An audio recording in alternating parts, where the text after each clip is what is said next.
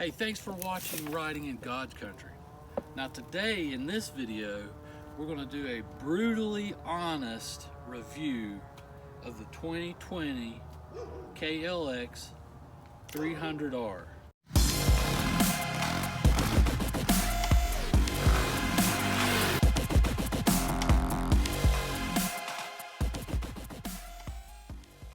Now, Kawasaki boasts on their website that the KLX 300R is the ultimate off-road trail bike.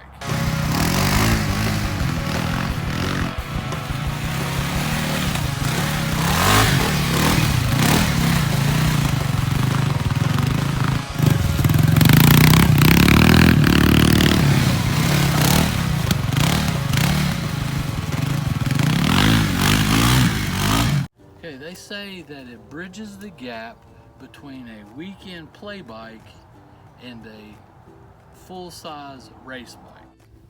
Now hopefully by the end of the video you'll be able to make up your own mind about all this. Now this bike features a 292 cc liquid-cooled engine.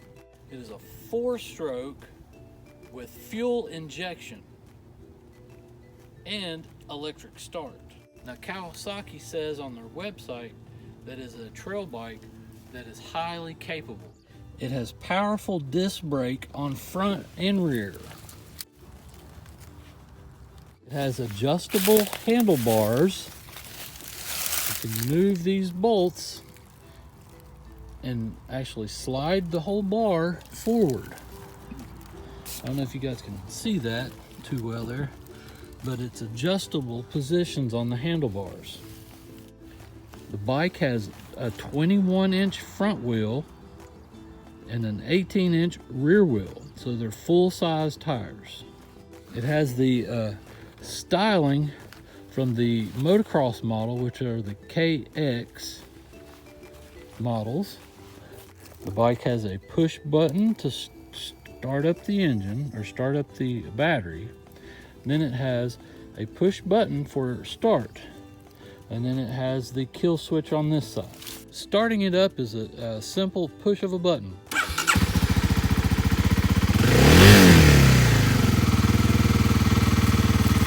Turning it off is a simple push of a button.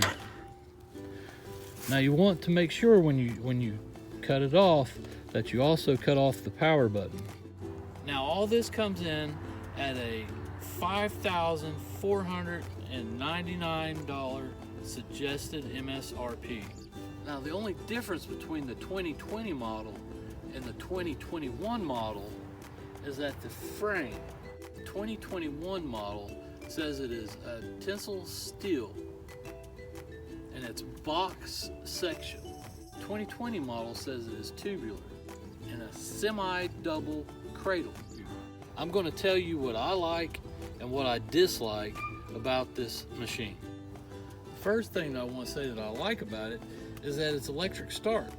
Now electric start comes in real handy when you're on a trail and it dies, or you get stuck and you have to stop and you're at a different angle.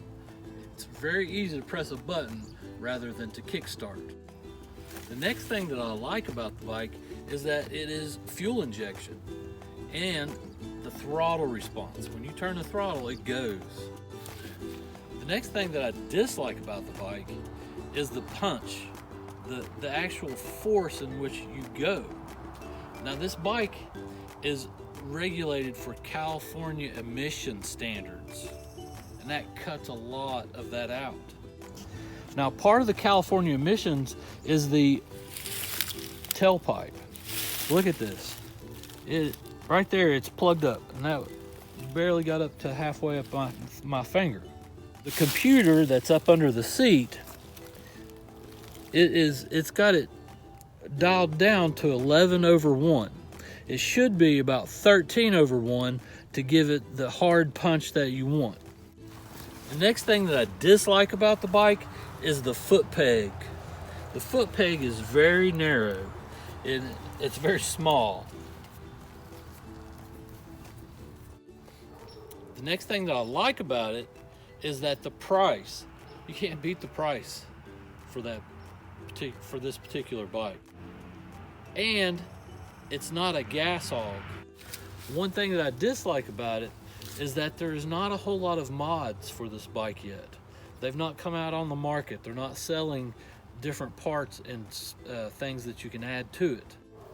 The only thing that I have done to the bike as far as modifications are the wraparound handguards, and those are from Moose Racing,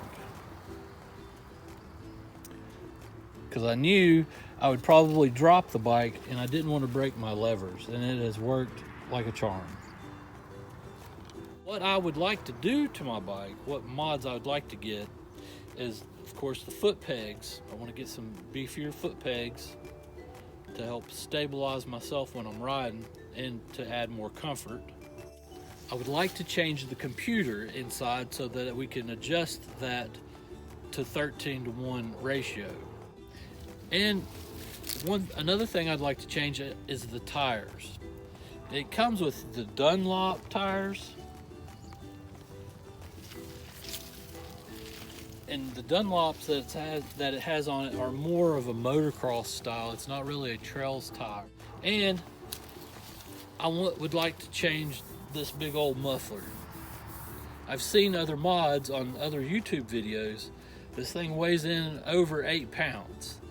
And the slip-ons that you could buy are 4 pounds. So that would cut the weight as well. Okay, who I feel that this bike is for is any and everybody that wants to try trail riding, to have a bike, to be able to ride with their kids. The way that I look at it is that $5,500 for a motorcycle is a good starting point. There are bikes that cost upwards of $10,000 to $12,000, and for about $1,000 I can do those modifications to get this thing to running rock solid, in my opinion. Are there better bikes out there?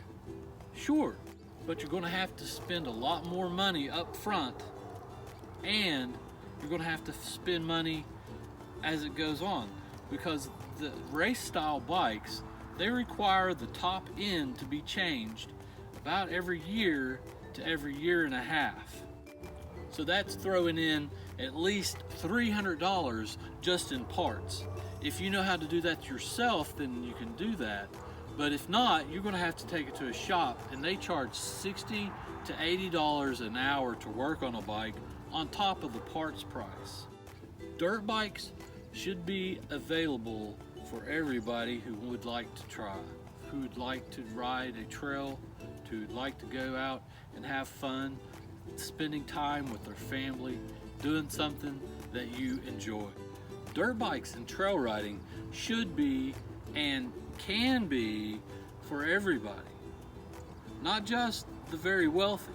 Now, what I love about this bike is that it can do what I want it to.